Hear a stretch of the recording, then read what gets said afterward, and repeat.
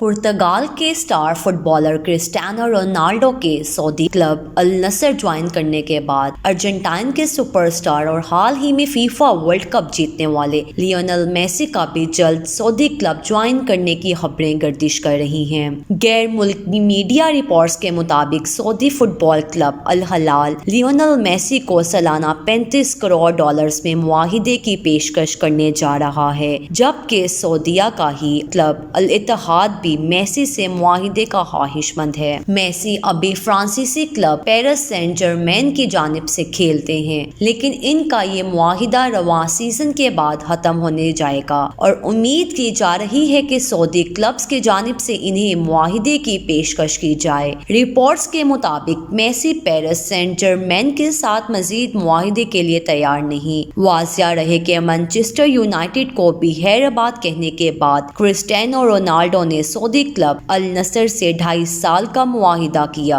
अल नसर Ronaldo को हर साल 7.5 crore dollar देगा। गैर मुल्की मीडिया रिपोर्ट्स के मुताबिक सऊदी अरब, यूनान और मिस्र के साथ 2030 के फीफा वर्ल्ड कप की मेजबानी के लिए बिड करने की तैयारी कर रहा है। अगर रोनाल्डो के बाद मेसी भी सऊदी क्लब से मुआहिदे कर लेते हैं तो दुनिया फुटबॉल के 2 बेहतरीन खिलाड़ियों का सऊदी क्लब में खेलने से सऊदीया को काफी फायदा हो सकता है। मजीद ये कि फुटबॉल की आलमी तंजीम फीफा की जानिब से साल 2022 में बेहतरीन कारकर्दगी दिखाने वाले खिलाड़ियों की हौसला अफजाई के लिए फीफा अवार्ड्स की नामजदगियों का ऐलान किया गया। FIFA men's player of the year के अवार्ड की नामजदगियों में 14 फुटबॉलर्स के नाम शामिल हैं। FIFA men's player of the year की नामजदगियों में हाल ही में वर्ल्ड कप जीतने वाले अर्जेंटाइन के स्टार फुटबॉलर लियोनेल मेसी और इनके साथी एल्वारेज भी शामिल हैं। उसके अलावा